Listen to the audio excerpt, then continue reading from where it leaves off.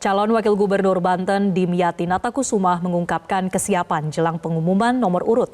Dimyati yang berpasangan dengan calon Gubernur Banten Andra Soni mengaku fokus membahagiakan warga bila terpilih.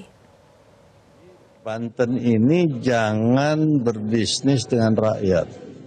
Jangan sampai rakyat itu betul-betul dibebani terlalu besar.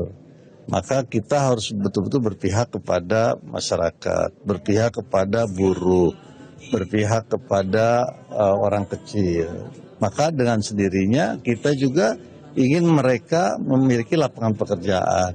Nah, persoalannya kan pengangguran di Indonesia ini terbesar adanya di Banten. Maka oleh sebab itu nanti orang Banten tidak ada lagi yang menganggur. Kita akan membuat peraturan agar yang bekerja di semua industri, baik termasuk perhotelan, industri industri kecil, industri besar, termasuk perdagangan, itu harus orang Banten minimal 75%. 75% harus diisi orang Banten, sehingga lapangan pekerjaan banyak untuk orang Banten dan masyarakat Banten itu bisa semuanya bekerja. Kalau sudah bekerja, mereka sejahtera. Kalau sudah sejahtera, mereka bahagia. Ini persoalannya tidak bahagia. Maka kita berharap Banten ke depan menjadi maju, sejahtera, dan bahagia. Pemirsa, kami kembali ajak Anda untuk membahas terkait dengan Pilkada Serentak 2024, khususnya untuk Pilkada Banten. Masih bergabung bersama dengan kami Mas Yunarto Wijaya. Mas Toto, kita sekarang bahas Banten ya. Tadi setelah di Jatim sudah pengambilan nomor urut, kita beralih ke Banten. Saat ini sudah ditetapkan ada 2 paslon, Airin Rahmidiani, Ade Sumardi, dan Andra Soni Dimyati Natakusumah. Sejauh ini yang Anda potret, Mas Toto, bagaimana pengenalan bahkan penerimaan masyarakat Banten terhadap 2 paslon ini?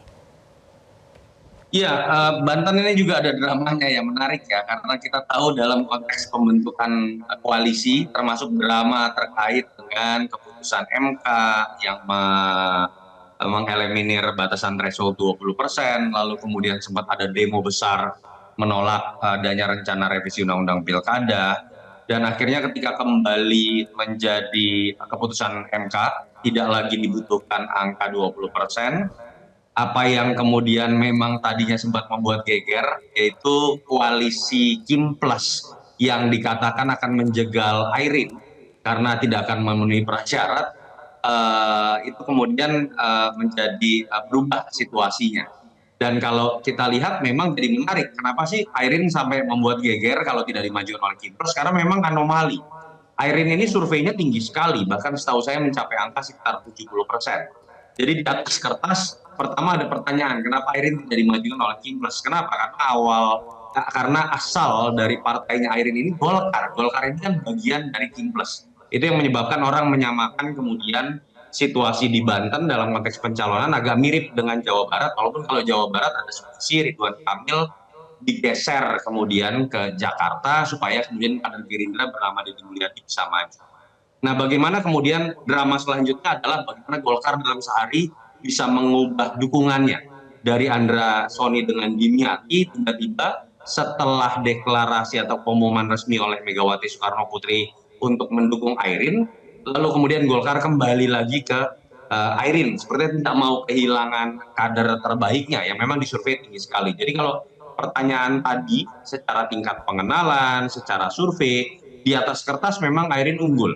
Dari sisi personal branding, dari sisi elektabilitas, surveinya bisa dikatakan jauh sekali. Bahkan diakui dalam beberapa interview, rencananya itu kan awalnya Andra Soni diajukan untuk menjadi wakilnya dari Airin. Ketika kemudian ditolak adalah kemudian ketidaknyamanan dari pihak pengusung Andra Soni yang menyebabkan Andra Soni didukung kemudian menjadi cagup. Walaupun tadinya itu kan rencananya melawan kota kosong begitu ya. Dan ketika Airin maju di atas kertas saya harus mengatakan Airin ada di atas angin. Lalu apakah masih ada peluang dari aset yang dimiliki oleh Andra Soni? Saya pikir kekuatan terutamanya adalah mesin politik yang sangat besar, yang kalau tidak salah didukung oleh sekitar 10 partai mengkroyok Airin dengan Haji Ade yang didukung bisa dikatakan hanya oleh 2 partai besar, Golkar dan PDI Perjuangan. Kalau kemudian mesin politik bisa disolidkan dalam jangka waktu 2 bulan, ya bukan tidak mungkin akan ada sebuah perlawanan.